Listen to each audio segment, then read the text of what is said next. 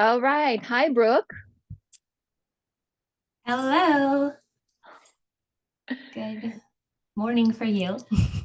Good afternoon almost for you, or not even almost, Right. 1:30. For sure. Yeah. All right. So today we are discussing masculinity and femininity, and I'm gonna briefly start by saying that masculine and feminine energy is inside each and every one of us. But because we have a role to play, we take on these culturally accepted and personal imprints of roles and start portraying what we think it means, uh, playing the part essentially. So for men, many times it means not showing your emotions, not showing vulnerability, and toughen it up, right? So many times I hear men um, share with me that their dads used to say, "Stop crying, be a man." Those imprints in us. And for women, it means being the nurturer, the giver, the vessel, the container, the homemakers, taking care of everyone, the partner's needs, the kids' needs, the husband, physical, emotional. Um, and so, as we were prepping for this episode, I had a chance to listen to one of my favorite coaches. His name is Scott Estrada, and he's a coach on Journey of Intrinsic Health of Zach Bush's course. And he talked about healthy masculinity and the vulnerability that comes with it. He said that if we keep it out of the gender roles and realize that we are a blend of both these energies, that we are always in a masculine, feminine equilibrium, up and down, then we will all be able to reflect and inquire within ourselves where we are too feminine, not enough masculine, or whatever. So, how does that look like, and how does it show up in our lives? Are the conversations that are worth having? This way we can start better communication and relate to one another, and hopefully further end this yet another illusion of separation that has kept humanity apart and bring in some more unity. That said, I remember as a little girl, I used to go to my mom for emotional support because she was like, "Oh, my baby, are you okay?" And then I went to my dad for strength. He was the chief of police. And it's the roles that I assigned them as a child. Um, and though they each had each other's qualities, my mom is equally tough and vulnerable, and my dad is the same. I remember that that's how I looked at them. So as a child, I used to climb on trees. I was very much a tomboy, and one day I needed stitches in my knee, and so my parents took me to the ER, and my dad was wearing his police uniform. And as I was getting stitches in my knee, the nurse asked my dad if he was okay because he looked pale for a moment there. And as she was asking him if he was okay, he fainted on the floor. Now, my dad is a war veteran. He's been recipient of many honor medals throughout his career. But at that moment, my dad, in all his vulnerability, was watching his little girl in pain and feeling helpless. And so his vulnerability, for the first time, I remember, came to the surface.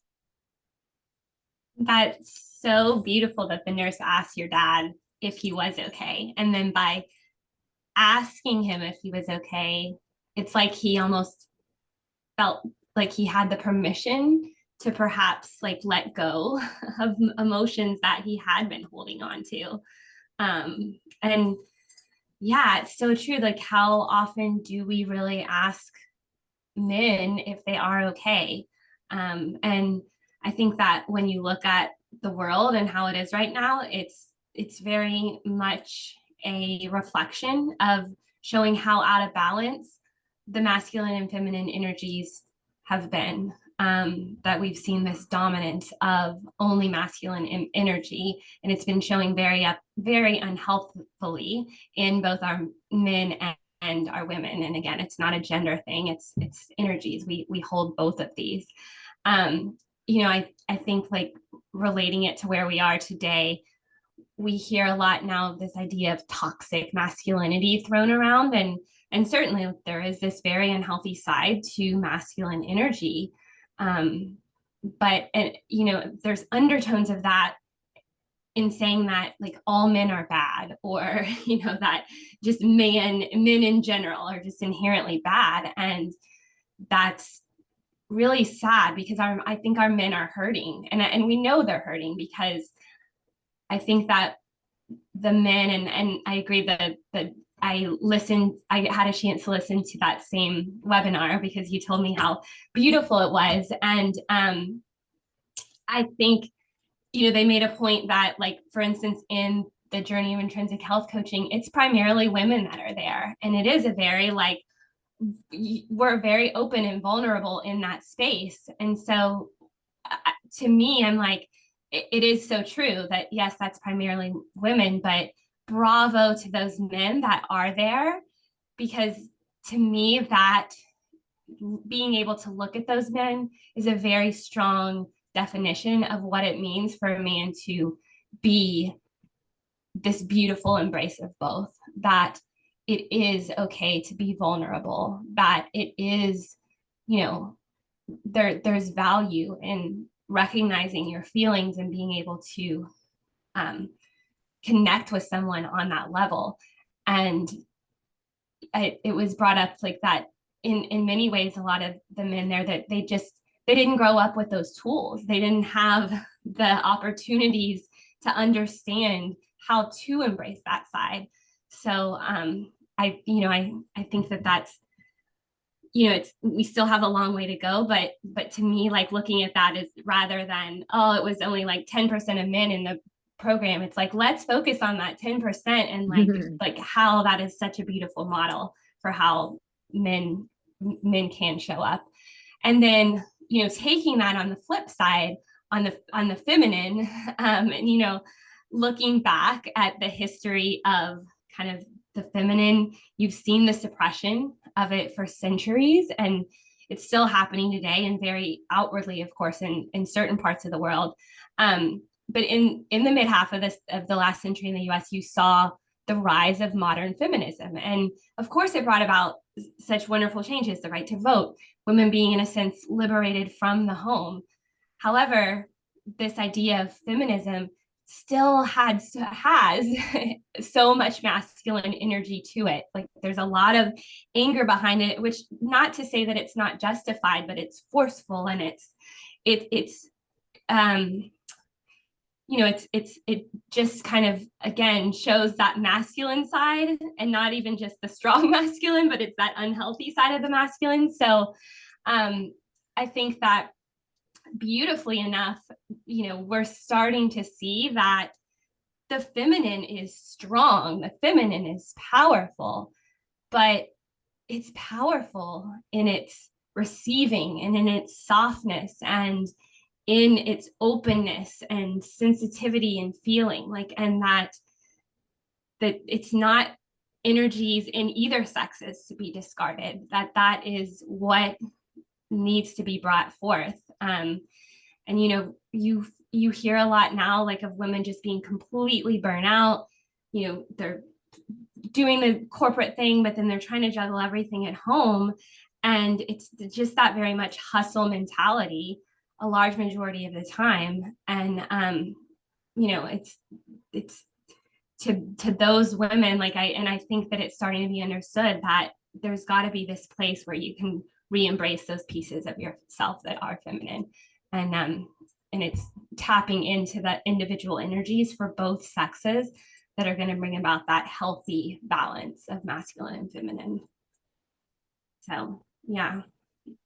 Beautifully said. Yeah, I think you are right. I think our workplaces are designed for men. I mean, 8 to 5 or 9 to 5 is ridiculous.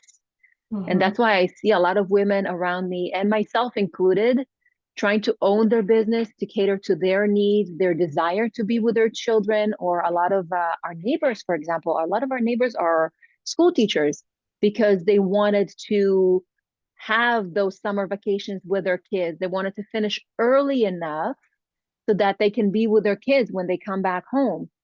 So I think that an example that I saw with femininity and masculinity, and the the ability and need to change, is I was working at a restaurant. I think I told this story in a different episode, but I was working at a restaurant in Venice called Baby Blues. I loved working there. I needed a break from the entertainment industry, and I just wanted to feel normal again. So Yeah.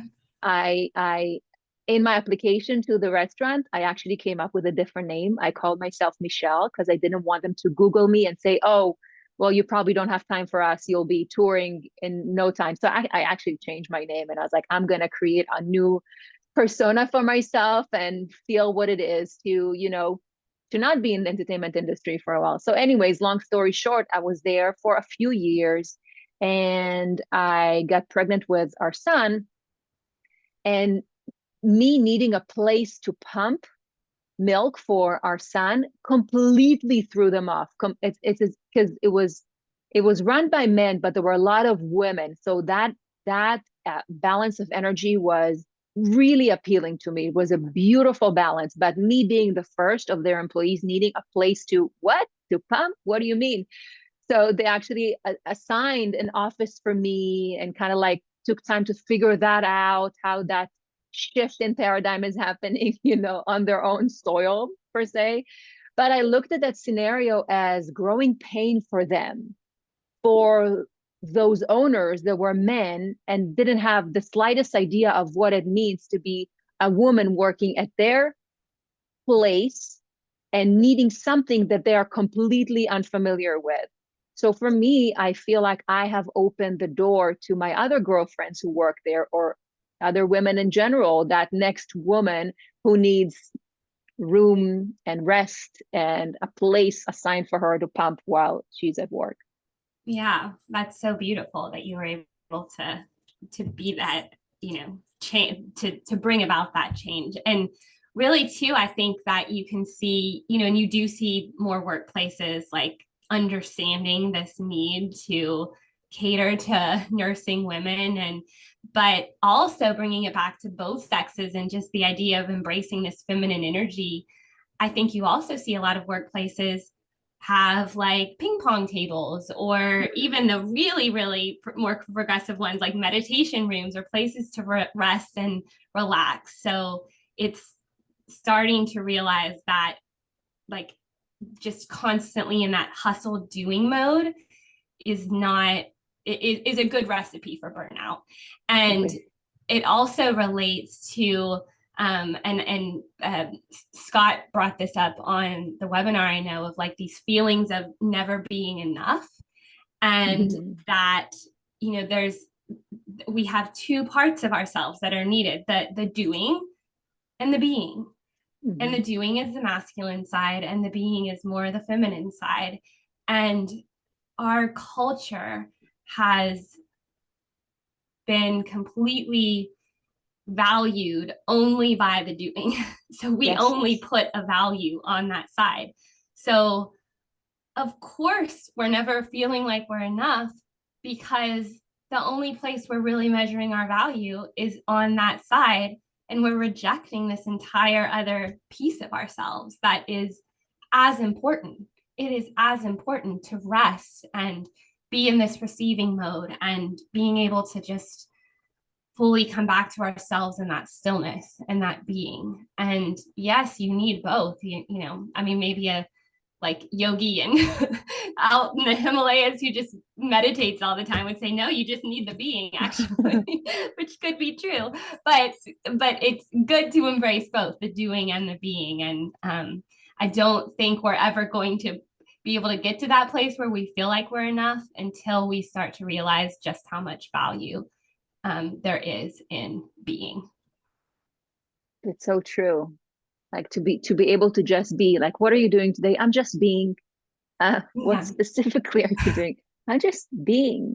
But we also say that great sparks of inspiration come from stillness, right? When you go on vacation, or you remote yourself, or you're sitting in nature, being part of this beautiful, versatile ecosystem, that's where I get my most creative inspirations, by just that. Or even when I asleep, when there is stillness, not when there is chaos or do, because when I'm doing so much, I'm unaware of other things that maybe created better, other things that I may be doing, I may want to do different because I'm so involved with the doing, I'm not in that being. And that's exactly what he said. What Scott said is like, at that point, when you realize that you have both energies within you, you will be able to say, I'm being too in my masculine energy and not enough in my femininity.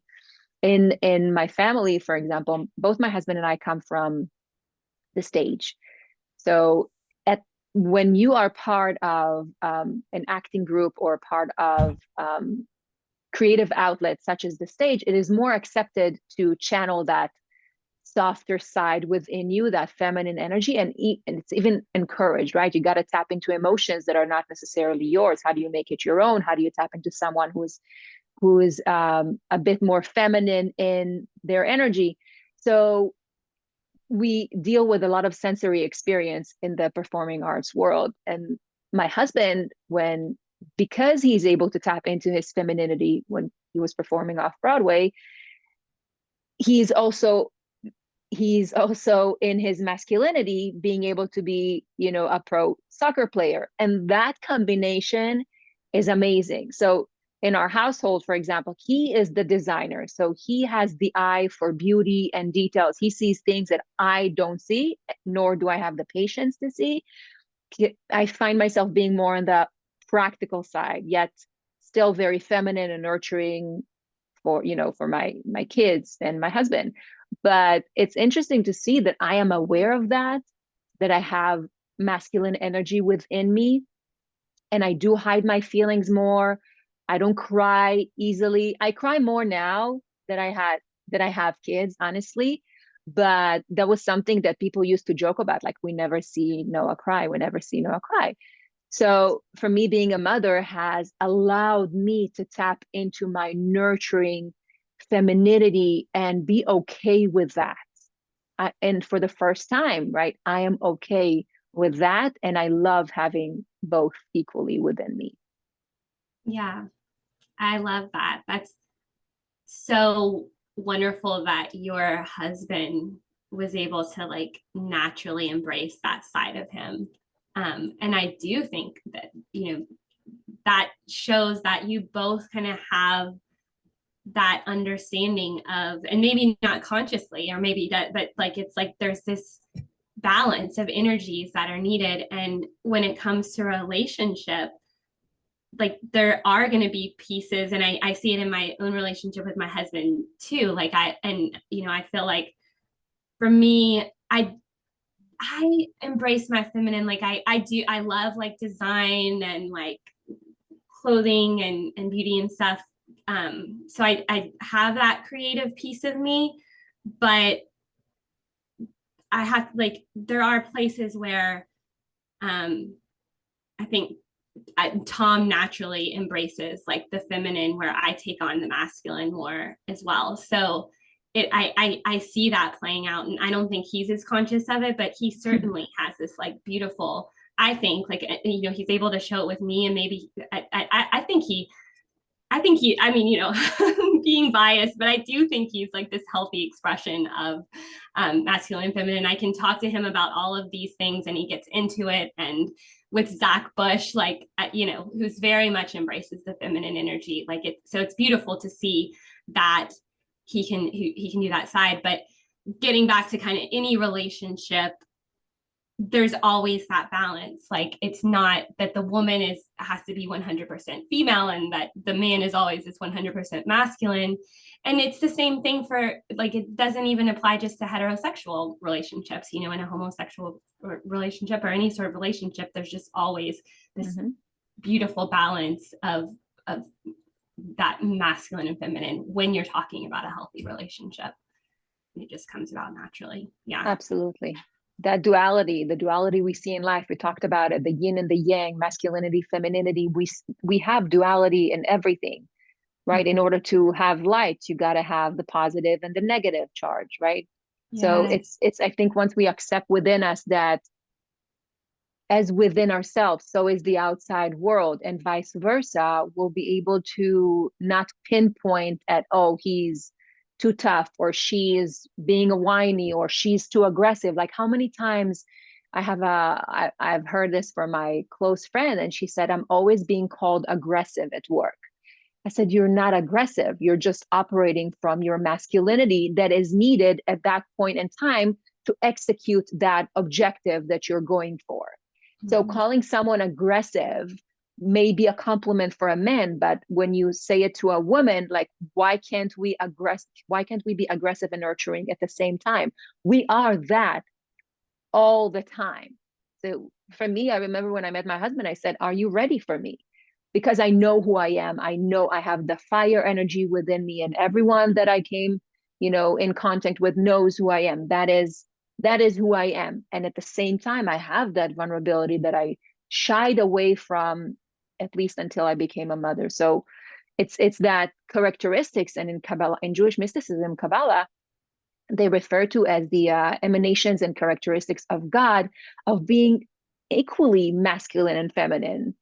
So they say that glory and wisdom and mercy and justice, intuition and understanding of God are all feminine. And the creativity of human consciousness is dependent on the unification of masculinity and femininity, the energies of both of them. So ever since I have rediscovered the power of Mother Nature, I clearly see how it is played out in nature, as I said, as it is within myself.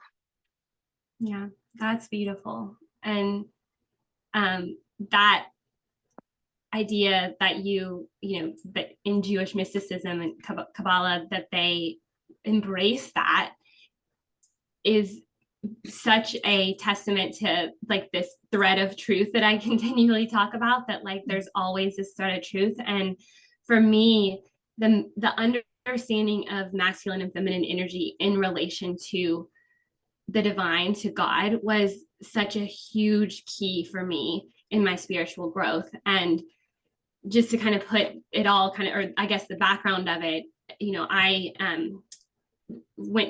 did my yoga teacher training in 2014. So I learned about the four, learned about yoga as a whole. Yoga is like to be in union is what yoga means.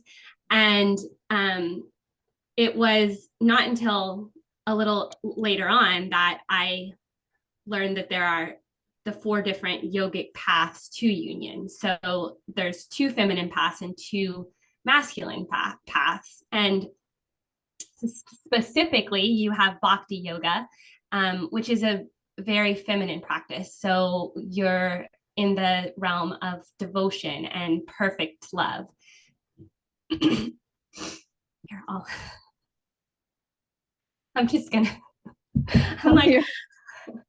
I kind of lost my train of thought. I'm like, you know what? Let me just like, I'm just gonna edit this out. Okay.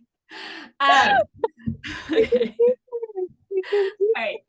Here, I'm gonna start over. Are you good? Do you need to? Okay. I'm good. Lock Okay. the door after the cleaner. Okay. All right.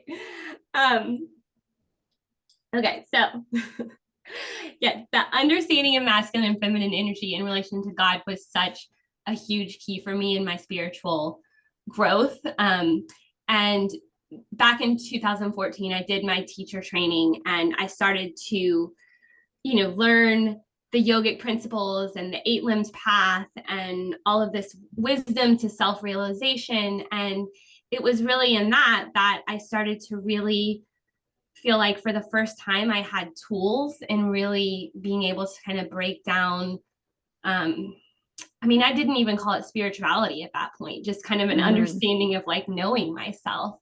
And it was just actually last year that I was listening to, his name's Aaron Abke. I'd love to get him on the podcast at some point. Okay. But he spoke about there are 4 yogic paths to union, which I had heard about these, but didn't know a whole lot about. But 2 are feminine and 2 are masculine. And specifically, there's bhakti yoga. And bhakti yoga is very feminine. And it's like this idea of devotion and perfect love. And that, in order to love anything, it's just the meaning of honoring the place that it's serving in creation. So when we choose to see love in everything, we teach the mind that nothing is separate from itself.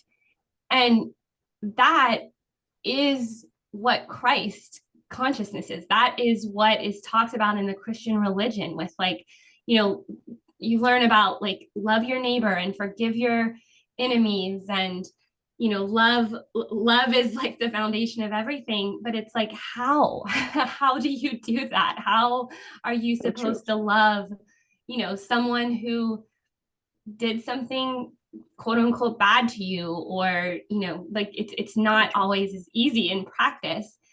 But then you learn that it's this, you have the Jnana yoga path, which is about knowledge and wisdom. And so that's where the self inquiry comes in that 8-limbed path. And so it was like at that point that I realized, oh, I was able to understand both of those sides. Like you know, the bhakti is very like the Christ-like energy. And in some ways I think, you know, I'm not an expert in the Christian religion or religion at all, but from my viewpoint, I think there's so much missed opportunity in Christian teaching, in that they teach about the love of Christ, but the actual how-tos is not really there. And so I think that's where you've seen a lot of the, I don't want to say rejection, but in some sense, you know, it's like people don't really always connect with that deeper spiritual connection. And in that case, it's the masculine that's missing. You know, it's that idea that you have to have both. You have to have the knowledge and the wisdom to understand, but without the love there and the devotion, it just kind of, it doesn't resonate that well either in that way. So I think that that's a beautiful to see the union of both of those, and that truly is what God is, that beautiful divine balance of the masculine and the feminine energy. I think you're just dropping jewels here. This is so amazing. Yes. And in that case, yes, the masculinity energy is needed to apply it for that how, give us tools. And I remember we took a similar path. I also took Ashtanga yoga teacher training, and we did learn about the 8 limbs. And I remember going to this guru in New York to study even further. And I remember then, I think that kind of stroke a little spiritual seed inside of me. It planted a little seed of, oh, okay, so this is spirituality that was unfamiliar to me within the Ayurvedic idea. And I come from Judaism, but back then I came from do this, don't do that, and God may punish you type of religious that I did not subscribe to, nor should any religion be like that. And I think that brought me into a path of, okay, I'm going to branch out of what I am from into what I know I'm going. And so that is where I found my spirituality, through that division. It needed a unity. And for me, I always say that in some aspects, when religion is about do this, don't do that, God will punish you, this is a division. It's not a unity. It divides you.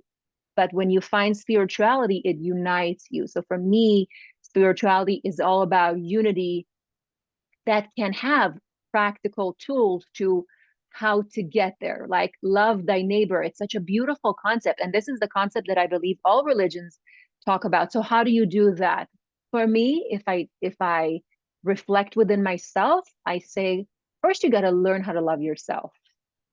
And when you do love yourself, you will resolve anger, you will resolve abandonment issues, you will resolve pointing the finger at someone else for your circumstances. Yes, we are born into circumstances that are beyond our control, but how we rise up from them is within our control. So I believe loving thy neighbor as yourself. You got to love yourself first to love your neighbor, your friend, your family, forgive your parents, all of that. So when you're saying the balance of love being the feminine and wisdom being the masculine, in Hebrew, in the Hebrew language, we don't have it. And I know you have it in the English language. You have he, she, or it. We don't have an it in Hebrew. And everything is either masculine or feminine. For example, A phone in Hebrew is masculine. A notebook is feminine, and it's connected to the energy that it has. So whether it's an inanimate object or anything else, everything has energy. There's no stillness. And I remember one of my mentors, her name was Karen Berg, and she was one of the Kabbalah teachers. She was a force in the Kabbalah center. And she wrote a book called God Wears Lipstick. And this is where she talks about how we have two parallel forces that exist in the universe. We have the light and the vessel. We have the sun, we have the moon, we got positive and negative, sharing and receiving, yin, yang, male, female, we talked about it. And everything in this world operates from these two parallel forces. In the Bible, on the fourth day of creation, on Wednesday, it talks about the sun and the moon and how they were created. However, the sun and the moon in that story were not equal. So each orb was given a specific superpower or energy, with one we know having less than the other. The moon is variable and it emits no light of its own because it reflects the sun's constant outpouring of light. So the story continues where the moon wanted the same amount of light as the sun. The conflict was actually resolved by the creator insisting that there cannot be two kings under one crown. And then God granted the sun the time requested, but he gave the moon the time requested as well. And so on the fourth day, creation was decided, on which the sun and the moon have to kind of like split their energies in a way. So the sun, which is the male energy, would rule over the moon, which is the female energy. And until that time, the moon would remain a vessel reflecting the sun's light. So according to Kabbalah, the male represents endless sharing the light, while the female represents receiving the vessel. And like we mentioned before, we also know that in electricity, we can't see the light unless it hits a surface that reflects back to us. It can be a wall in this case, and that will be the light's vessel. Yes, I have so much like appreciation and understanding, or better understanding, I guess I should say, about that idea of light and darkness. And really it is that parallel experience, the yin and the yang, and the opposites, that you can't know one thing without really understanding the opposite of that. And when it comes to the darkness and the light, I think of a candle is how I like to think of that. And if you put a candle up to the sun, you're never going to really understand its light. You're going to kind of see it, you'll see that it's there, but to really appreciate it and see the beauty for what it is, you're not going to see that until you surround it with darkness. And then when you surround that candle with darkness, you are drawn to the light. You see it so well. And to me, that's such a powerful metaphor, I guess, to really understanding how to love the darkness. Because if we didn't have the darkness, we wouldn't know the light. We wouldn't be able to appreciate it and understand that it's there. And personally, in my life, just in the past few years, I think that I know that I often got a little bit consumed with just dark thoughts, not in a sense of like being in a depression or anything like that, but certainly just feeling like I couldn't connect with anyone, or like I just feel like I lost connection with a lot of people who had been, such a presence in my life, and feeling lonely, and it really wasn't until the journey of intrinsic health and being around, the people that we met there and just having those conversations, that I've been able to really better understand how well that served me, and really being able to embrace the darkness of myself, the darkness of what was going on around me, and strengthening within that, and being able to embrace that. And I think that when you're looking at spiritual development work, there's a lot of like shadow work and embracing the shadow. And it's hard. It's a hard concept to understand. It's like, what do you mean? Like, embrace the parts of me that like are not so great, or the parts of my life that are just hard and difficult to look at. But when you can put it in the context of really being able to know the opposite of that only by knowing the light, only by embracing and fully understanding the darkness, then it allows you to have this, I guess, toolbox or understanding of how to embrace that darkness, and what can be learned from that. And another, I know, as I had brought this up to you, but just on that same realm, there's a beautiful book by Neil Donald Walsh called Little Soul in the Sun, and it explores that concept of like that this angel came to God and was like, I want to understand what it is to be the one who forgives. And that God was like, you are light, you are love, you are that. And so he wanted to know what it was like, though, to be the one that forgives. And this other angel stepped forth and said, I will be the one that you can forgive in this next lifetime. And so the little angel that wanted to be the one that forgives says, but you're such a bright light, you're so beautiful, why would you want to do that? And he's like, because I love you, I want to see that, and in our next lifetime I'm going to do something very dark to you, and it's going to be it makes me like emotional just to think about it, and I'm going to spite you. And when I do that in this moment, I feel I get emotional. But it's like, so the one angel said, when I do that, I need you to remember that I am the light. I need you to, when you forgive me, I'm going to be pretending so hard that I'm going to forget that I'm the light. And so, and there's a phrase in the Bible that's like, that it's St. Paul, it's like, anything that's not the light, now I'm forgetting what the phrase is, but it's essentially that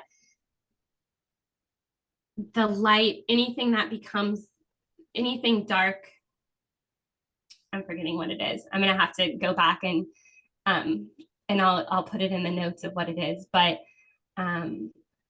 this idea that the darkness is just a vessel to understand the light better, I think is so beautiful, and there's so much that we can learn from that. And yeah, it's just that balance of energy. That's so powerful, Brooke. Oh my gosh, I love that story. That's so powerful. We try to have conversations about that with our children. For example, like I see that battle, especially with one of our children, I see that battle within him. Like he can start conversations within himself. You'll see him wanting to do one thing, but another kind of like voice, internal voice is holding him back and asking him to do something else, like the good or the bad. And right now he's in school, and there is this bully that he calls in his class, and he doesn't know how to deal with that because he's filled with anger towards him. And what we try to tell him, not in an enlightened way, but in a really practical way, that he is hurt, he is unhappy, he has forgotten the amount of light, positive light that he has within him, so that he can share.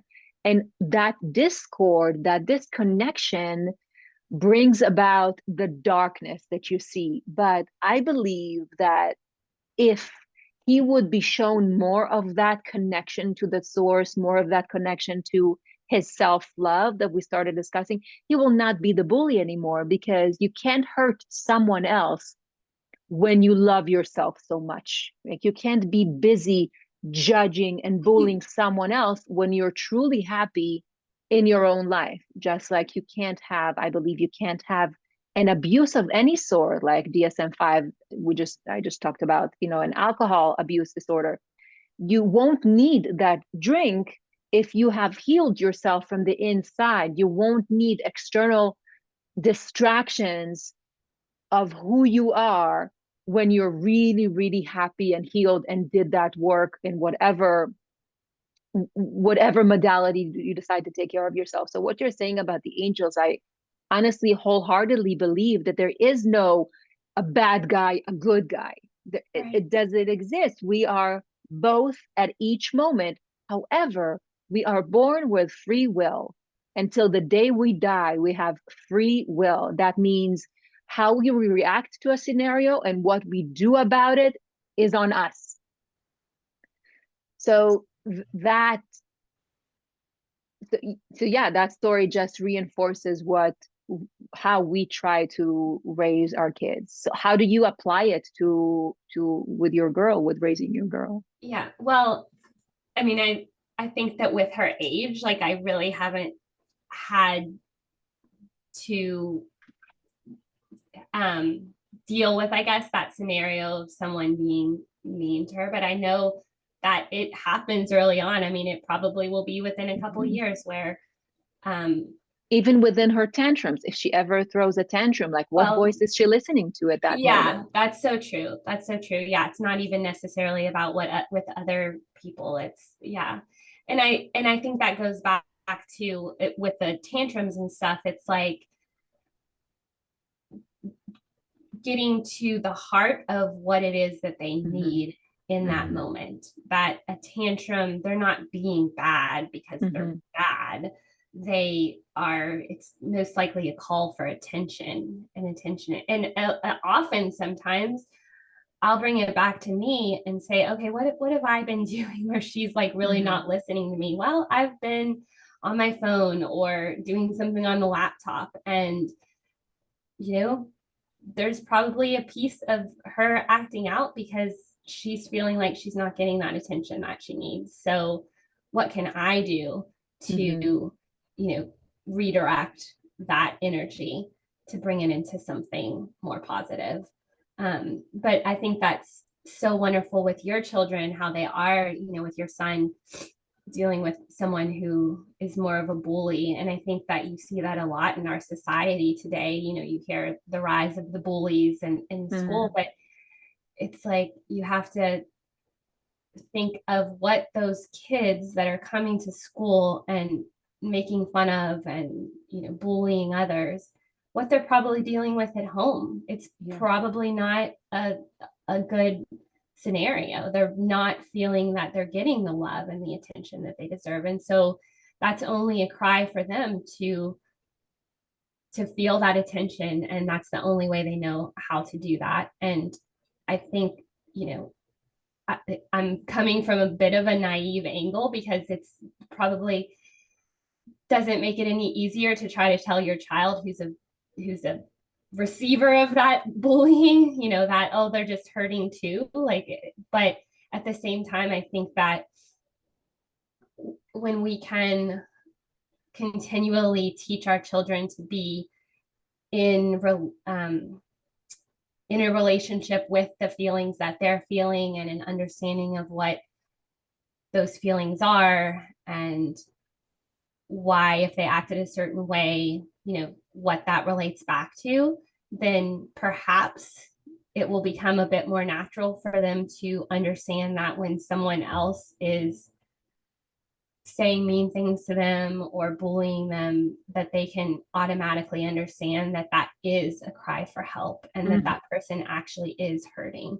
And that they'll kind of understand that on a little bit deeper of a level. And I don't know this because I know I'm probably speaking a bit, like I said, naively, but I think that it is just continually having that conversation with your child on um, being in touch with their emotions and understanding other people's emotions as well. Yeah. Yeah. There are all these viral videos going on of teachers that are teaching, they're greeting their students in such a beautiful, positive way. Like there's one teacher that has the kids looking at the mirror that she placed in their classroom and say one good thing that they see. So one child says, "I'm beautiful," or another child said, "I can do anything." And that's how they start their day. Or another teacher has, you can choose a hug, a high five, or something else. I don't remember, or a fist bump. And so that's how she greets them. Like they can choose, and you have that connection. Like, I see you, I hear you, I feel you, you are loved. That connecting to the child's spirit, wherever he's coming from or she's coming from, whether it's in, abusing family, who knows, right? Whatever it is, that 5, 6, 7 hours they have to spend in a classroom, when teachers take the time to do something so unordinary and so extraordinary at the same time, that empowers a whole new generation of kids that show up in this world with the full potential of who they are, as opposed to, dimming their light from whatever household they're coming from, having a dimmed light. And of course, that's how they're going to show up in the world, with not knowing they're worthy. And taking a different detour from that concept, like we in the Bible, there was the story about, in Exodus, there's the story about the women that refused to build the golden calf. So while the Israelites were waiting for Moses to come down from Mount Sinai and bring them the Ten Commandments, the men became very impatient, and so they wanted to put a golden calf to have a different god.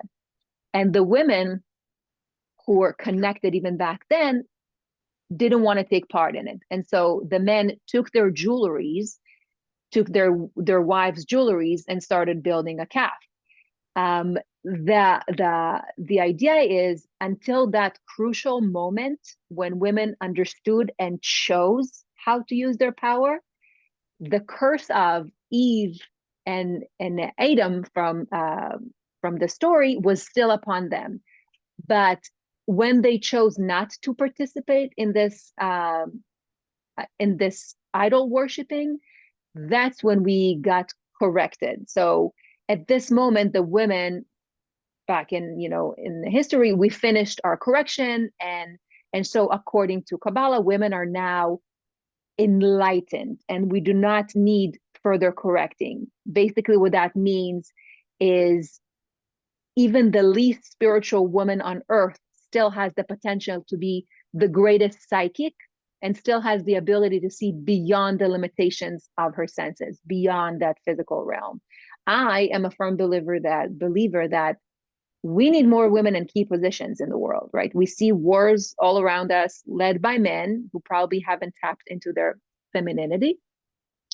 And I just wonder what would happen if women led the world with compassion and grace. And I think that would be a John Lennon moment right there. And we need to feel safe within ourselves, where we are aware of both our masculine and feminine energy, and learn to work with them to empower the rest of the world to going with compassion, as opposed to conquering all the time. Yeah, it's the definite feminine energy that's divine, and that intuition and caring and feeling, like it is lacking completely in the world. And there's no doubt that that's what the world needs. We need more of that brought forth, and we see more feminine in leadership positions, more, which is beautiful. But I think that a lot of that is still showing that masculine energy. But we're getting there. Like I think that you see so many healthy conversations like this in exploring this very healthy masculine energy and healthy feminine energy, and the divineness in both of those, and the necessity in both of those. And that when we can find the, not just the balance, but the empowered embodiment of both of those energies, is what is going to bring forth the change in this world. And I love the idea, and I think that this is from like like the, I don't know if it was the Ashwar people or that Dr. Zach talks about, or just like some sort of indigenous people in South America, but this idea of a bird flying, and that it needs, you know, both of its wings, and that the bird has been flying in this masculine one-winged way. And if you imagine a bird with one wing trying to fly, it's not doing it very gracefully. And we see that in the world. We see what happens when we only have that masculine energy. And when we can strengthen the wing of the feminine, then that bird begins to soar. And that is what I see for humanity. I feel it. Like, I feel that the feminine is rising, that we're becoming more vulnerable, we're becoming more open to sharing our feelings, we're doing the work to heal ourselves. So it gives me so much hope that we are getting there. It may take, it will take, we're not there yet, obviously. And I think that a lot has to, you know, to build something new, some things have to fall apart, and there can be, you know, chaos within that. But the more I think that the feminine can find the power of being in that softness and being in that receiving mode and being in that feeling and intuition, the more that energy is brought into the world, we're going to stand tall. The masculine and the feminine kind of in strength, standing together. Yeah. And I think perhaps a call to action, like a reflection of some sort from today's podcast, can be where in your life and within what situations do you find your masculine energy rising, and where do you find your feminine energy rising, and how can you accept both? How can you love yourself with both these elements and not let someone else's wound steer you off of that? Be everything that you're meant to be in this lifetime. So when a woman is being called aggressive, stand taller, because that person they just named you is not yet in their spiritual journey understanding that you're just going for what you believe that is right. Keep going, keep going, keep flowing. So where within our lives do we see both coming into play? And so it's a beautiful dance we each have inside of us. Yeah, absolutely. And like everything, that awareness is key. Once we can become aware of both of those energies within us, then we can learn how to harness both of those energies for the betterment of ourselves and the betterment of the world as a whole. Beautifully said. All right, that concludes it. Yeah. It's good.